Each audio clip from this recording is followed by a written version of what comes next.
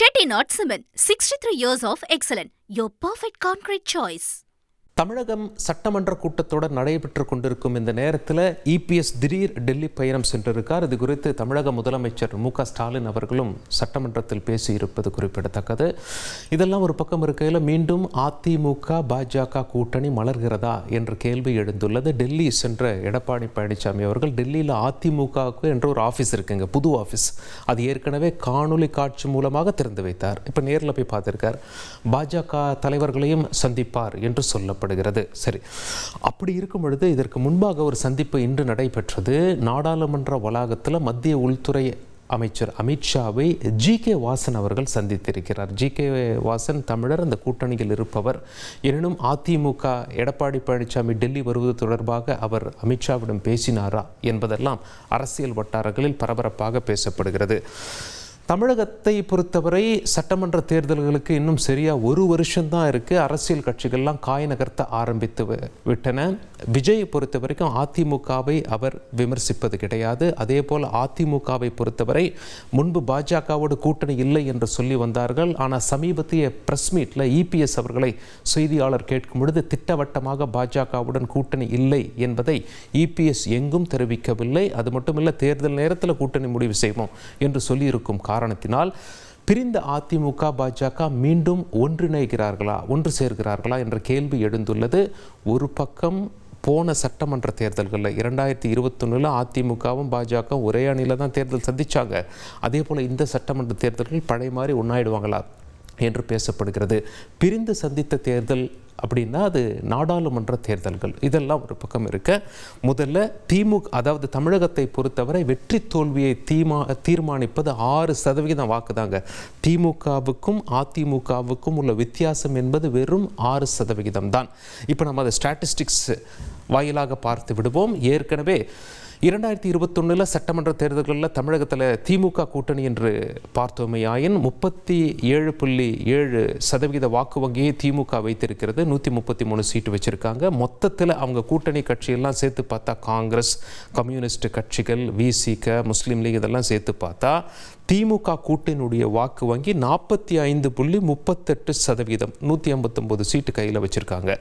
அதிமுக கூட்டணி வெறும் 6% வாக்குகள் தான் குறைவாக இருக்காங்க. அதில் பாதிக்கும் கீழே அவங்களுடைய சீட்டுகள் குறையுது. இங்கே நல்லா பாருங்கள், அதிமுக 33% இருந்தாலும் பாமக ஒரு 4%, பாஜக 2.62%. இதெல்லாம் பார்க்கும் பொழுது சுமார் 40% வாக்கு வங்கியை அதிமுக கூட்டணி கையில் வைத்திருக்கிறது. ஆனால் அவங்க வாங்கின சீட்டில் பாதிக்கும் குறைவாக தான் 75 தான் வச்சுருக்காங்க. அப்போது 6% ஓட் பேங்க்ல தான் மிகப்பெரிய மாற்றத்தை தமிழகம் சந்திக்கிறது. அந்த 6% யாரிடமிருந்து எந்த கட்சி எடுக்கும் என்று பார்ப்பதற்கு முன்பாக இபிஎஸ் டெல்லி போனார் இல்லையா, அந்த காட்சிகளை பார்த்து விடுவோம்.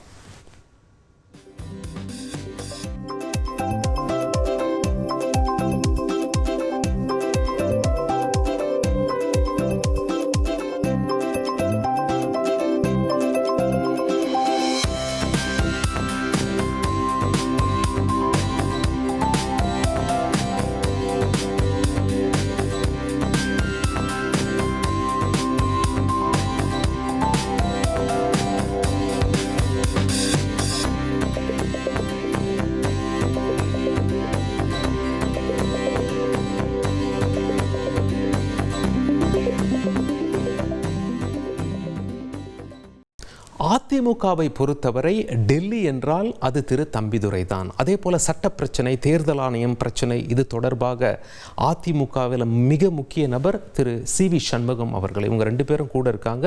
இதை தவிர்த்து சக்தி வாய்ந்த நபராக பார்க்கப்படுகின்ற வேலுமணி கூட இருக்கார், கே.பி. முனுசாமியும் கூட இருக்கார். சரி, இதெல்லாம் ஒரு பக்கம் இருக்கையில் 6% தமிழகத்தின் தலையெழுத்தே மாறக்கூடிய அளவில் இருக்கிறது. இப்போ நாம் தமிழர் கட்சி எவ்வளவு வாக்கு வங்கிய சென்ற தேர்தலில் காண்பித்திருக்கிறார்கள் என்றால் 6.58%. அப்போது சொல்லக்கூடிய ஒரு கட்சியாக இருக்கிறது. ஆனால் சமீபத்திய இந்த நிகழ்வுகள், சீமான் வீட்டில் நடந்த அந்த இன்ஸ்பெக்டர் போய் உள்ளே போய் அரெஸ்ட் பண்ணிட்டு வந்தது, அவருக்கு இருக்கும் பிரச்சனைகள், விஜய் புதிதாக கட்சி ஆரம்பித்திருப்பது, இவருடைய வாக்கு வங்கியில் கை வைக்குமா என்பதை நாம் பார்க்க பார்க்க வேண்டி இருக்கும். சரி, அடுத்தபடியாக அமமுக அவங்க இப்போ பாஜக கூட்டணியில் வந்துட்டாங்க. டிடிவி தினகரன் பாஜகவிற்கு நெருக்கமாக இருக்கிறார். அவருடைய வாக்கு சதவிகிதம் 2.35 இருக்கிறது.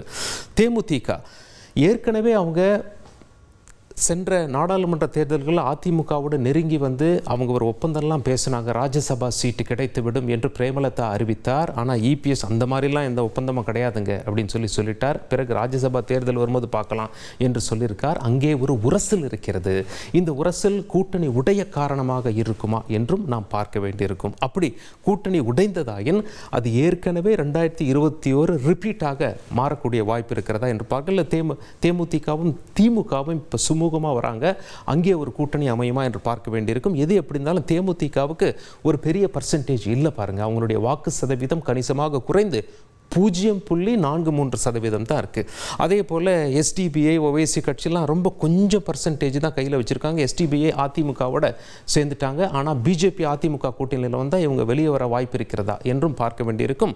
சதவிகிதம் மிக மிக குறைவு, 0.06% தான். ஓவைசி கட்சி சொல்லக்கூடிய அளவில் இல்லை. சரி, இதெல்லாம் ஒரு பக்கம் இருக்கையில் மக்கள் நீதி மையம் கமல்ஹாசனை பொறுத்தவரை திமுக சார்பாக ராஜ்யசபா செல்ல உள்ளார். திமுகவின் குரலாக ராஜ்யசபாவில் ஒலிப்பார். அப்ப மக்கள் நீதி மைய கட்சியின் 2.62% வாக்குகள் திமுகவுக்கு வருமா என்று பார்க்க வேண்டியிருக்கும். திமுகவின் பிரச்சாரங்களில் கமல்ஹாசன் பங்கேற்க வாய்ப்புள்ளதாக பேசப்படுகிறது. இதெல்லாம் ஒரு பக்கம் இருக்கையில் விஜயின் கட்சியினுடைய தாக்கம் தான் இந்த எலெக்ஷனில் பொறுத்த வரைக்கும் மிக முக்கியமான ஃபேக்டர் என்று சொல்லப்படுகிறது. அவர் இந்த தமிழக தேர்தலின் முடிவுகளை தீர்மானிப்பார். மிகப்பெரிய வாக்கு வங்கியை அவர் பெறவில்லை ஆயினும் தமிழகத்தின் தலையெழுத்து 6% இருக்கு என்று சொல்லும் பொழுது விஜய் ஒரு 6%, 8%, 10%, ஒருவேளை தனியாக நின்று வாக்குகள் வாங்கினால் யாருடைய வாக்குகளை பிரிப்பார் என்றும் பார்க்க வேண்டி இருக்கிறது.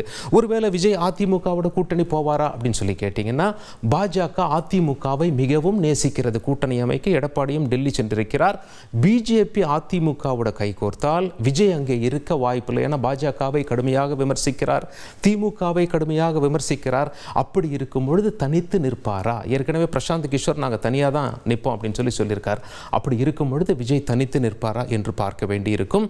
திமுகவை பொறுத்தவரை அதிமுக விஜயோடு சேருவதை காட்டிலும் அதிமுக பாஜகவோடு சேருவது ஒரு மிகப்பெரிய இழப்பல்ல நமக்கு என்ற எண்ணத்தில் இருப்பதாக சொல்லப்படுகிறது. ஏன்னா விஜய் அதிமுக காம்பினேஷனுங்கிறது அந்த மிகப்பெரிய காம்பினேஷனாக அமையலாம் தமிழக தேர்தலில். ஆனால் மறுபடியும் அதிமுக பாஜகவோடு சேர்ந்தால் அது பழைய கூட்டணியோட ரிப்பீட்டு தான். விஜய் ஒரு புது நபராக உள்ளே வருகிறார். தனியாக நின்னார்னா கணிசமாக வாக்குகள் பிரியும். யாருடைய வாக்குகளை பிரிப்பார்? அதிமுகவா, பாஜகவா, திமுகவா, இல்லை எல்லார்கிட்ட கொஞ்சம் கொஞ்சம் பிரிப்பாரா? இதையெல்லாம் பொறுத்து தான் தமிழக தேர்தல் முடிவுகள் தீர்மானிக்கப்படும் அடுத்த ஆண்டு என்று சொல்லப்படுகிறது. ஆக மொத்தம் தமிழக தேர்தல் களம் களை கட்டிவிட்டது. பரபரப்புக்கு சற்றே பஞ்சம் இருக்காது அடுத்த ஒரு வருடம். Chettinad Cement, 63 years of excellence. Your perfect concrete choice.